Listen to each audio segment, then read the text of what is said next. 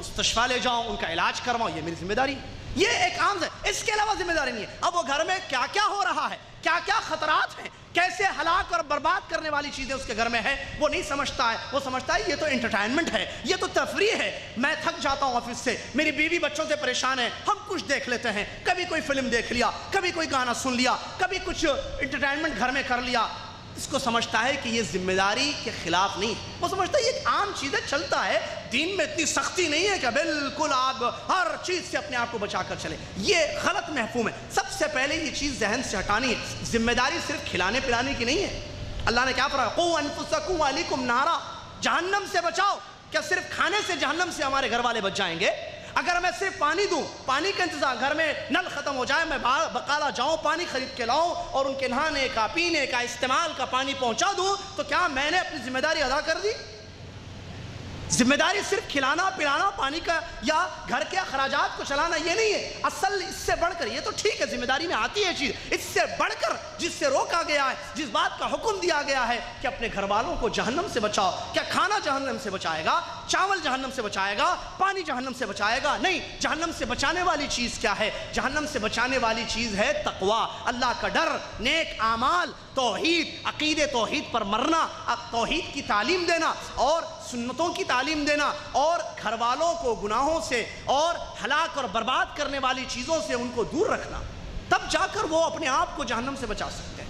برادران اسلام، میں یہ کے بعد دیگر انشاءاللہ کچھ پوائنٹس آپ لوگوں کے لیے نوٹ کر کے لایا ہوں جو عام طور پر گھروں کے خطرات بن چکے ہیں، اور کوئی شک نہیں ہے یہ بڑے عظیم خطرات ہیں، ہم سمجھیں یا نہ سمجھیں یہ حقیقت ہے۔ اگر ہم اپنی اصلاح کرنا چاہتے ہیں، اپنے گھر والوں کو جہنم سے بچانا چاہتے ہیں، تو ضروری ہے کہ ان خطرات کو ہم سن کر اپنے گھروں کو اس سے پاک رکھیں، ان ہلاک اور برباد کرنے والی چیزوں سے اپنے گھروں کو محفوظ رکھیں۔ اس میں سب سے پہلی خطرناک چیز، گھر میں شوہر کے غائبانہ، مطلب شوہر گھر میں نہیں، شوہر کا بھائی یا بھتیجا یا بھانجا شوہر کی بیوی گھر والی کے پاس آتا ہے جاتا ہے، بے پردگی ہوتی ہے، یہ سب سے بڑا خطرناک مسئلہ ہے۔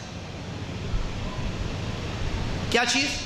کہ شوہر آفس گئے، شوہر کا بھائی گھر میں ہے، اس کی بیوی اس کے سامنے نکلتی ہے، بیٹھتی ہے، بات کرتی ہے، ہنسی مذاق ہوتا ہے، جس کو بھابھی اور دیور، اور نعوذ باللہ من ذالک۔ مجھے اتنی تکلیف ہوئی اس مسلمان بھائی کے زبان سے جب یہ میں نے سنا، آپ کیسا کہہ رہے ہیں مجھے کہ میں اپنی بھاوج سے، اپنی بھابھی سے پردہ کروں، جبکہ بھابھی ماں سمان ہوتی۔ نعوذ باللہ من ذالک، یہ کفری عقیدہ ہے، یہ ہندوؤں کا طریقہ ہے۔ مسلمانوں کی زندگی میں ماں وہ ہے جس نے جنم دیا، یا ایک رضائی ماں ہے جس کو قرآن نے بیان کیا، جس نے تم کو دودھ پلایا ہے۔ یہ بھائی کی بیوی، بھائی نکاح کر کے کسی عورت کو اپنے گھر میں لائے، یہ جس کو ہم بھابھی یا بھاوج کہتے ہیں، یہ کہاں سے ماں بن گئی؟ اسلام میں تو یہ ماں نہیں ہے۔ تو دیور کا اس کے جو تعلقات ہوتے ہیں، بے پردگی، یہ خطرناک مسئلہ ہے، اور اس سے کیسی چیزیں جنم لیتی ہیں، کیا اس کے نتائج ہیں، آپ مشاہدہ کریں، غور کریں اپنے ماحول میں، آپ کو صاف یہ بات سمجھ میں آئے گی۔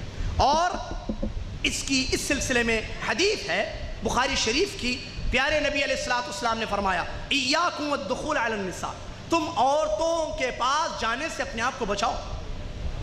کون عورتیں؟ وہ جو تمہارے لیے محرم نہیں ہے، نامحرم، اجنبی عورت، جیسے بھابھی ہے، وہ بھائی کی بیوی ہے، اس کا پردہ ہے، میں اس کے پاس نہیں جاؤں۔ نبی علیہ السلام نے فرمایا اپنے آپ کو بچاؤ عورتوں کے پاس جانے سے۔ صحابہ میں سے ایک انصاری صحابی نے فرمایا ارأیت الحم، دیور کے بارے میں آپ کیا کہتے ہیں نبی صلی اللہ علیہ وسلم؟ پیارے نبی علیہ السلام نے فرمایا دیور موت ہے۔ یہ حدیث آپ نے سنی ہوگی، دیور موت ہے۔ نبی علیہ السلام کی اس فرمان کا مطلب فتح الباری میں مختلف اقوال اس کے ذکر کیے ہیں۔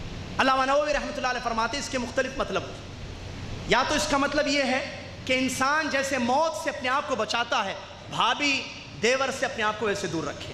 ایک مطلب اس کا یہ بھی علماء نے بیان فرمایا ہے کہ اگر دیور سے پردہ نہیں کرے گی اور بے تکلف رہے گی اور باتیں کرے گی اس سے، تو خدشہ ہے کہ ان میں گناہ ہو جائے، زنا ہو جائے، یا نعوذ باللہ بدکاری ہو جائے، اور اسلامی حکومت ہوگی تو اس کا انجام کیا ہوگا؟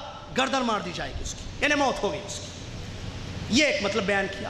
ایک مطلب یہ بیان کیا گیا جیسے موت کو پسند نہیں کیا جاتا ہے اور اس سے دوری اختیار کی جاتی ہے، ہر وہ راستہ جو موت پر ہم کو لے جاتا ہے، جیسے ہم کو پتہ چل جائے کہ یہاں جائیں گے تو مر جائیں گے، گاڑی لڑک جائے گی، تو ہم وہاں نہیں جاتے، اس روڈ کو نہیں اپناتے، اختیار نہیں کرتے، کیوں؟ موت سے دور رکھتے ہیں اپنے آپ کو۔ تو اسی طریقے سے دور رہنے کا حکم یہاں پر دیا گیا ہے۔ تو برادران اسلام، دیور کا مسئلہ کیا ہے؟ اس حدیث کی تشریح میں علماء نے ایک بات یہ بھی بیان فرمائی ہے۔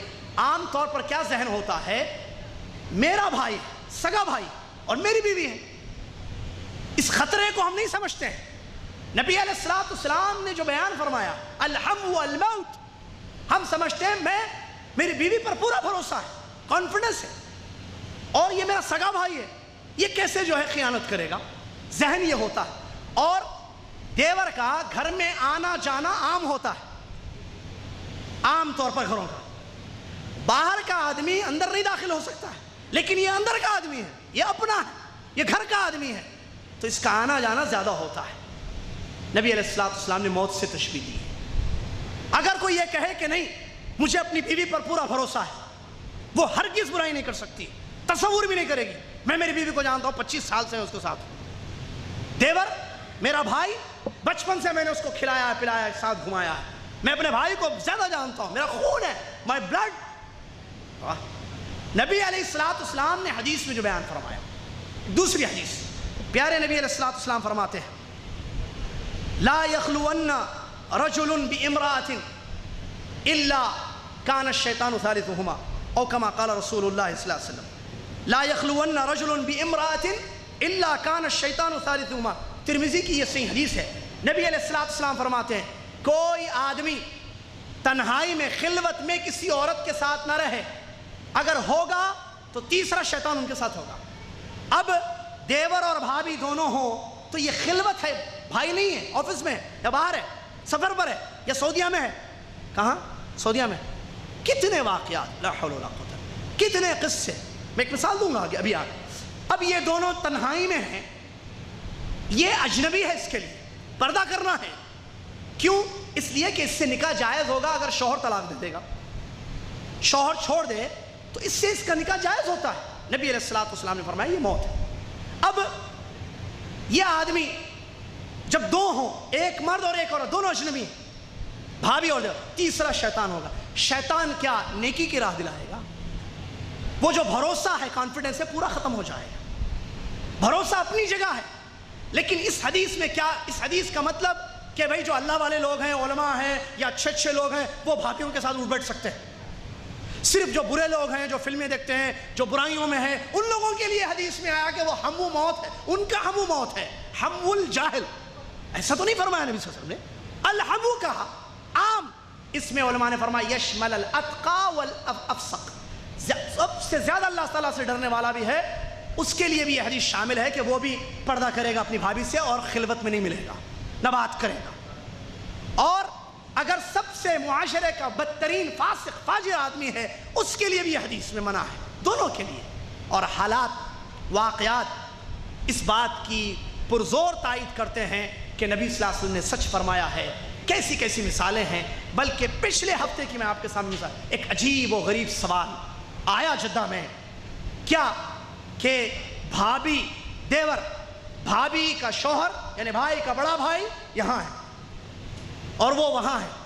اب بھائی شاید زیادہ خوبصورت ہے، اللہ علم کیا ہے، بھابھی کا اس سے اٹھنا بیٹھنا زیادہ ہوا اور انجام یہاں تک مسلسل زنا ہو رہا ہے، مطلب روزانہ جب جب ان کا دل کرتا ہے وہ لوگ فحش اور برائی اور زنا کر رہے ہیں، اور یہ کہہ رہی ہے بھاوج کہ کاش اللہ نے تم کو میرا شوہر کیوں نہیں بنایا، ایسے کرو میں میرے شوہر سے خلا لے لیتی ہوں، تم مجھ سے شادی کر لو، بچے بھی ہیں، نعوذ باللہ من ذالک۔ اب یہ پوچھ رہا ہے سعودیہ فون کر کے کہ میں ڈرتا ہوں اور میں نہیں چاہتا ہوں کہ جاؤں، لیکن میرے دل میں اس کی اتنی محبت ہے جو مجھ کو ابھارتی ہے اور میں اس کے پاس چلا جاتا ہوں۔ کئی مرتبہ میں نے سوچا کہ میں نہیں جانا چاہتا ہوں بھاوج، میرے بھائی کو پتا ہوگا، میرا بھائی جان لے گا تو پھر کیا حال ہوگا، ہمارے رشتے میں فرق آئے گا، بھاوج کا رشتہ اس کو طلاق ہو جائے گی یا خلا ہو جائے گی، یہ سب سوچتا ہے، لیکن جاتا ہے، کیوں؟